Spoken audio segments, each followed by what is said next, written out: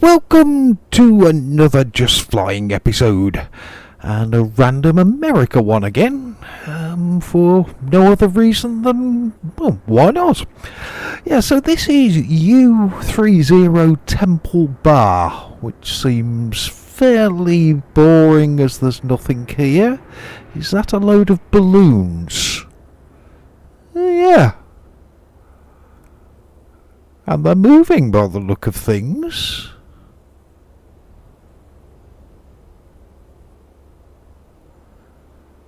Yes, looking at them against the background. Yeah, moving. Okay, that's interesting. Got no add-on scenery around here, so I assume it must be an X-Plane thing putting balloons in there, so... yeah, have I missed them for years, or is that a new addition to this latest X-Plane version, I wonder? Probably new, but, well, never mind, time to go flying. Temple Bar, yeah, nothing here to look at, not totally flat either, is it? Seems like we should be okay to take off, though. Didn't notice any major ridges or elevation changes, fingers crossed. And quite a big plane for such a thin runway too, so... not sure we're going to actually manage to stay on the hard surface all the way during our takeoff roll, but yeah, that's not going to cause us any problems. The dirt or asphalt won't make a great deal of difference to this thing, so yeah, let's take it up into the air.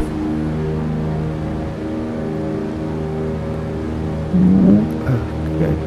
Check on the centre line, or maybe not. Come on, get up.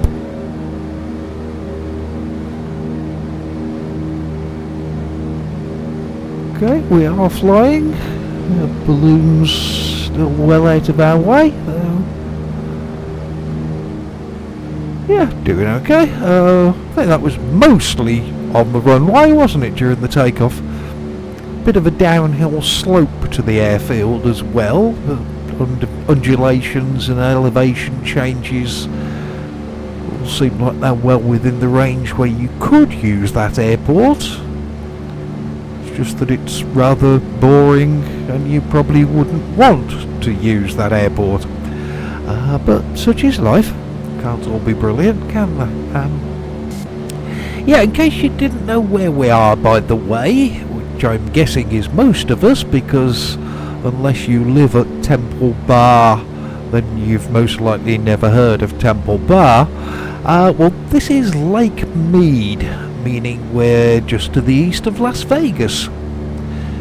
Gonna fly up to another place where I'm assuming most of us, including me, hadn't heard of before. That is 0L9 Echo Bay. Yeah, just thought that a flight over a big lake in the middle of the desert, yeah, might be quite nice scenery to look at out of the window, so yeah, here we are. And, oh crap. Is that another little plane we almost hit? Yes, looking at the X-Plane map where I can see Traffic Global aircraft. Yes, it was a small GA plane. Can't see him now. Yeah, never mind. Yeah, not a huge amount of vertical separation there. Maybe should try keeping a better eye on the map, but yeah, we're still alive, we're still going. So yeah, the joys of America, home of the most monumentally stupid president the world has ever seen.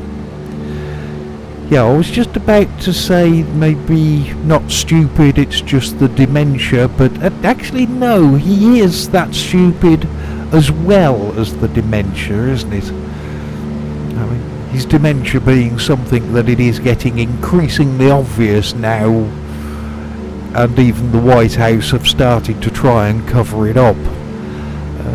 as from the White House you can get written transcripts of what was said during all the speeches from presidents. However, a number of Trump speeches have been deleted from that record now. I think they still allow you to watch a video of his speeches instead, but not get a written transcript of them anymore. And I'm going to say almost certainly the reason for that is if you watch a speech on TV, there's all these hand waving and facial expressions and the rest of the clown show theatre going on. And with all that, it's not hard to get a little bit distracted from what he's actually saying. But if you isolate only the words he said and print them out in black and white to read yourself, it becomes very obvious that his dementia is taking over.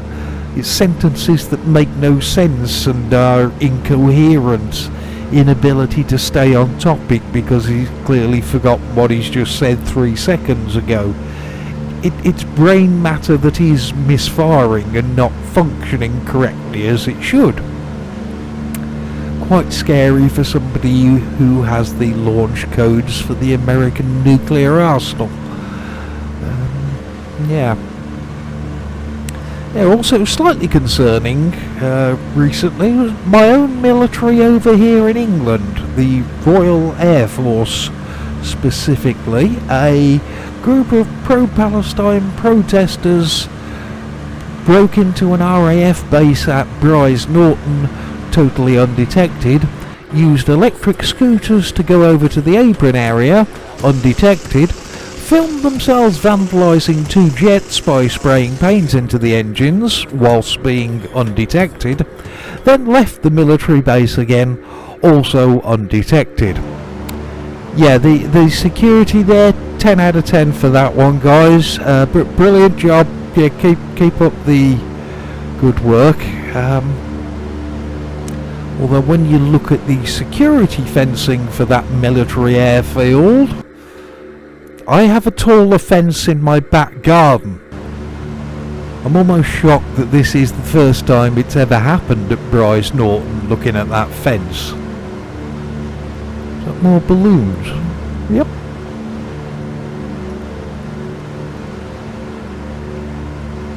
Yeah, unless of course somebody has climbed over the fence and it's not the first time that somebody's decided to have a stroll down the runway, but nobody knows about those occasions before.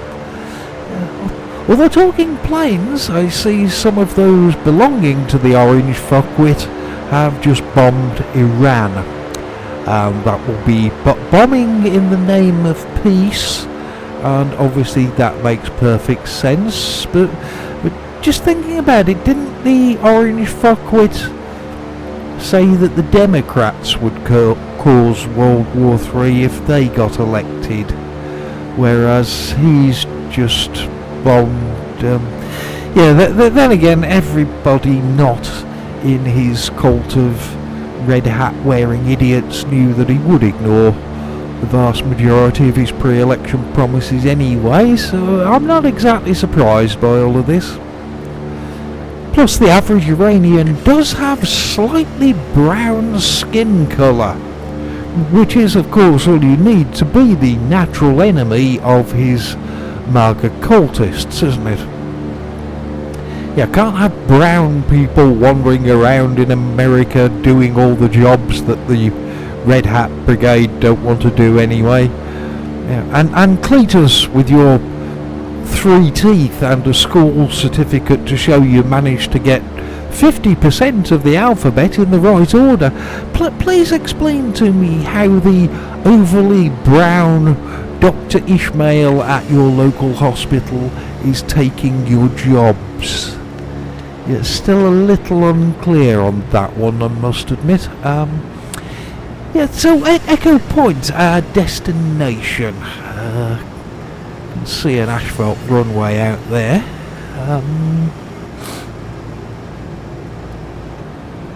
Looks like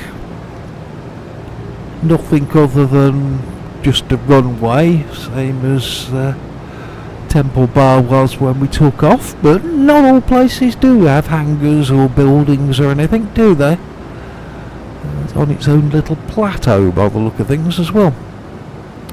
Although the width of that runway and the width of me, or width of the plane I mean, saying that, I am a bit fat, so I'm probably slightly wider than the average person. Yeah, biscuits and chocolate mostly to blame for that. But no, width of the plane, yeah, I'm obviously going to try and keep the wheels on the hard surface, but it might be a close one. Seems like it's going to be flat enough to land on at least. There's no obvious large bumps or ridges in the runway, which is sometimes an issue with these smaller airfields. And also looks like it's plenty long enough, so we'll be fine with getting stopped before we get to the other end. Yeah, I think we should be okay to land here. They appear to have a similar kind of really tight security, just like Bryce Norton in the UK.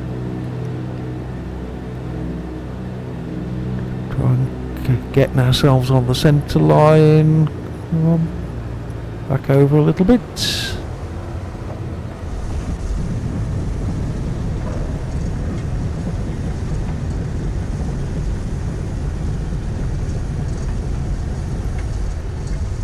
Yeah, I think that was okay.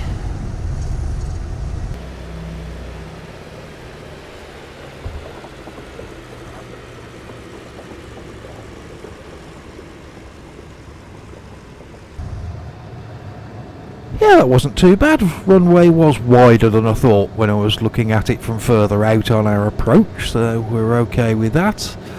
A few undulations in the runway, probably more than there are in real life at this airfield, but not enough to prohibit a landing here in X-Plane, so yeah, it went okay. Little bit of an apron area here, so that's where we'll park up. That will do. So another random America complete, Temple Bar to Echo Point. Yeah, two places that are, well, they're okay, but probably never going to use either of them again. Yeah, I'll see you next time when we'll not be in America, as I'm about to be deported now, as I once spoke to a coloured guy, so I'm clearly not racist enough to be in a Trump America. So yeah, I'll see you soon.